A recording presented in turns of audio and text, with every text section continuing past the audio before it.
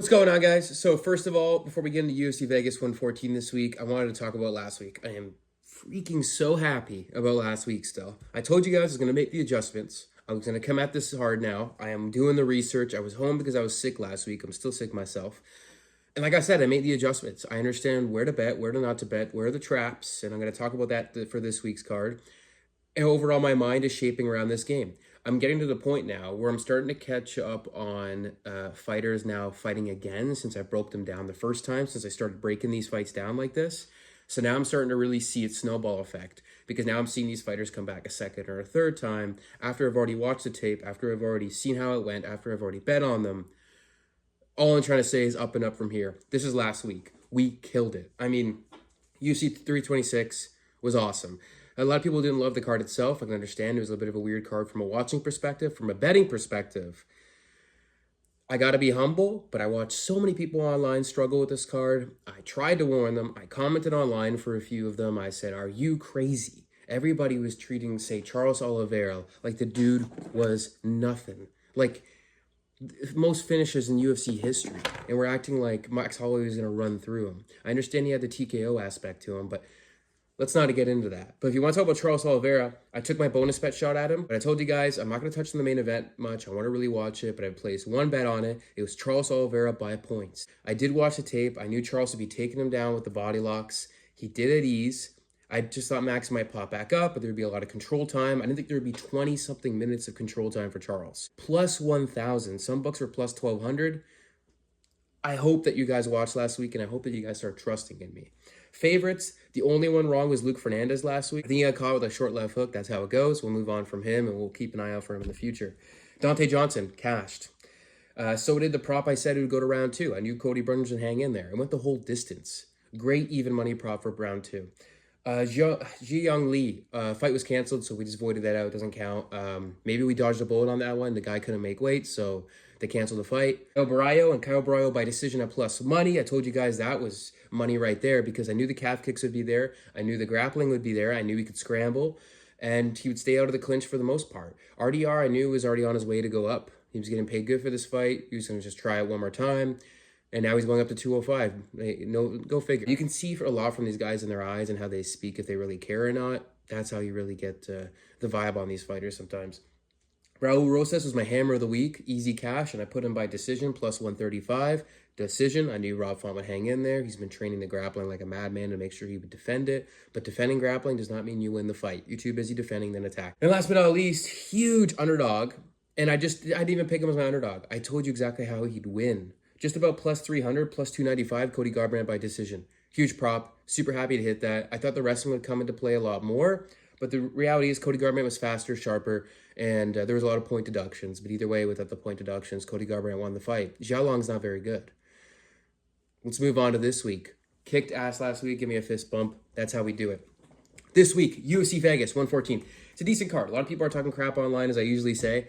Maybe I'm just a really big fight fan, so I just love any fights they put on. I think the matchmakers are great at what they do. Fight cards that are talked the most crap about are the ones that deliver, especially the fight nights. So I'm excited for this week, and we're breaking it down well. I got a good read on this card. So first of all, hammer of the week, Elijah Smith. I got him at minus 195. It's a great line spot. I still think he's worth a minus 200. Don't go too far above that. All in all, an athlete. Started getting into fighting around COVID time. His father was in the Tough House years ago. His hands are sharp. The kid is good. The kid can scramble. The kid could wrestle. He's going against Yu here, and Yu is a great jiu-jitsu expert. That's his whole thing. I don't even think Yu's going to get him down, and I think he does. He's not going to keep him down. Elijah Smith's going to be very smart here. He's got a reach advantage, and he's going to show that this kid's good. He's only 23 going on 24. This kid is good. So keep an eye out for Elijah Smith. That's my hammer. I'm very excited for that fight. Let's move on to our favorites. My favorites are Kevin Vallejos. No, of course. Minus 600, it's a steep line. I have him on my props here by KO or decision. I don't think he gets the sub on Josh Emmett. I think Vallejos by KO or decision is minus 180. That's a great way to chop down the minus 600 line. I'm not sure what your sports books will show you, but that's where I was able to get it at. Hector Sosa. I'm very excited to watch this guy. I watched the Dana White Contender Series fight. He's good. He got great grappling. He has a few knockouts. I believe he's got 6 knockouts, 3 subs, 6 decision wins. Guy's good. He's very well-rounded, and I don't think his opponent's very good. Very much jiu-jitsu or bust. I think Sosa gets the finish here, and if he doesn't, he can ride to a decision. You can just play him straight up, money line. That's what I got here. Mircebek Oralbai. Try saying that first name. Great fighter, very scary. I made the mistake of fading this guy in his last fight against Jack Hermanson. I thought the size would matter. Not whatsoever. He knocked out Jack Hermanson flat. Orobai is dangerous, dude, and he's a lot younger than it seems he is. So he has a future, whether he's lying or not about his age. He's good. I also believe he wins this fight by decision. You can get that around plus 150. I got it at plus 145. It's a great bet. So Orobai by decision is a fun, very fun prop. I think Chris Curtis can hang in there. Chris Curtis is a very good fighter. Like, gets a bad rep. He's out there in Vegas already. He doesn't have too far of a trip. I think he has enough to hang in there and not get finished. And I think a lot of this fight's going to look like cage grappling. Chris Curtis, like I said, action man himself. Not betting on him, no way. But I think he can survive the decision. That's why we're going Orobai by decision. And last but not least for the favorites is Jose Delgado. Jose Delgado is a fun fighter, man. And he's already out there in Arizona. He's close to Las Vegas. Not too much travel time. He's a minus 350, which is kind of steep. But that's why I got him on his KO line at plus 115. Little tidbit of information here. Usually those lines are like minus 150 to like plus 115-ish with plus 120. Those prop lines around that range usually hit. There's something about that range. I don't know what it is, but they hit. Jose Delgado always wins a by knockout. Great fighter. Very explosive.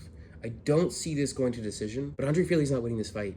His head's already out of the game. He's focused on his family, which is a beautiful thing. He's had another baby, but he's not ready for this young kid in Jose Delgado. Fili's chin has already been a bit suspect, and Jose Delgado cracks. He gets in the clinch, which Andre Fili likes to like sit low and use his range, but a lot of times Andre Fili finds himself in that clinch because he likes to clinch, but Jose Delgado is going to meet him with a knee, a short hook, an elbow, probably a knee. You saw what he did to Hyder Emil. Dangerous. So Jose Delgado here, and I have him by KO at plus money. I also got Umar Sy by sub or decision. This guy is, I don't think he's going to KO Cutelaba. Cutelaba's tough, but I do think he's going to control Cutelaba. Whether he gets the sub or controls him for the decision, it's plus money. It's plus 130. That's how you get that favorite down. I think Cutelaba's tough, like I said, but I don't think he's going to have enough. Cutelaba's very much a bulky, come at you, swing hooks. But I don't know if you guys know this, but Cutelaba's facing just about a 10-inch reach disadvantage here. It might be over 10 inches. Marcy's got 83.5-inch reach. The dude's huge. I think he's going to control Cutelaba here. And from there, we'll see what happens with the grapple. Last but not least for the props, I got Johnson and Silva under 2.5 rounds. I think this is one of those fights where Mr. Johnson is coming back a little too quick. Last time Johnson took a KO loss before this one, right away, people asked him, what are you going to do? What do you think you should work on here? There's a video of it out there. And he's like, no, I just got to get right back in there. I got to get right back in there. And he got back in there like a month or two later. He doesn't work on what he has to work on. He just needs to fight quick. And I get it. He's getting older. So he's at the point now where he just needs to keep coming, catching those paychecks. That's dangerous against a guy like Silva. I'm not ready yet, though, to bet on Silva as an underdog line. He was almost my underdog of the week because I think Silva's ready. Silva's got like 4 performance bonuses here. So like I said, I almost had him as my underdog of the week here, but I didn't.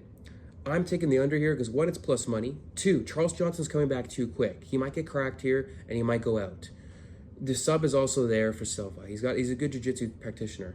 3rd, Charles Johnson's got good boxing. It's very crisp and he's got the length. So Charles Johnson can get the finish. I think he's very much going to be very impatient trying to get back in here. I think it's too quick. Charles Johnson is coming back much too quick. It's not even been 2 months. This is an interesting fight. I got the under at plus money. That's a fun one. For my bonus bet, I'm starting to add in these bonus bets because that Charles crack last week was unbelievable. The bonus bets are going to be ones that are like, take the chance if you guys want to. I sprinkle a little bit on them because I see them happening, but they're going to be crazy odds. Steven Asplund by KO. I got him at plus 475. And I did sprinkle there. The round 3 is plus 1900, which is insane because I see Steven Asplund knocking out Vitor Petrino in round 3. Vitor Petrino, dude's physique is massive. He's a great physique at heavyweight, but he gasses. He gets tired. Who doesn't get tired? Steven Asplund. Who did Vitor Petrino just beat in round 3, by the way, when he was gassed? Peterson. And Peterson is Steven Asplund's boy. They train together. There's a reason why he signed the dot. Steven Asplund's coming out here, and he wants to get revenge. Will he? Not sure. It's why I didn't play him as an underdog spot. But I sure as heck am going to watch it, and I'm hoping that Vitor Petrino gasses here, and this late finish comes from Steven Asplund. Those odds are incredible. I can't believe I saw those odds in a heavyweight fight. So this fight card's awesome. I'm super excited for this. I love this way I'm coming about it now. I think it lays it out really nicely for you guys, gives you guys a better graphic to look at, and just overall clears your guys' mind a little bit when it comes to betting, especially if you guys need to come at it from a point of view where, hey, I didn't get the research in this week or I'm not feeling too good. Here's an easy way for you to pop it in the video, check it out, listen to me if you'd like to, listen to me ramble on, and see what I feel about these bets and see if you agree. But this is what my research has come to, and I want to win money. I'm serious about this now, guys. We're walking out of here every week with profit. We're gonna be that underdog on the sphere of YouTube and Instagram that comes out of nowhere. There's a lot of guys who get paid to do this stuff, and we're racking up better numbers than them. So from here on, we're growing. We're kicking ass. I got my Tim Hortons today. Didn't do my roll up the rim yet. Might as well roll it up here for you guys now. Basically, if you're from America or anywhere else, Canada usually does this roll up the rim. I'm not sure if it's in the States. You roll up the rim and see if you get a prize. Hey, I won. I won a coffee. There you go. That's that good news.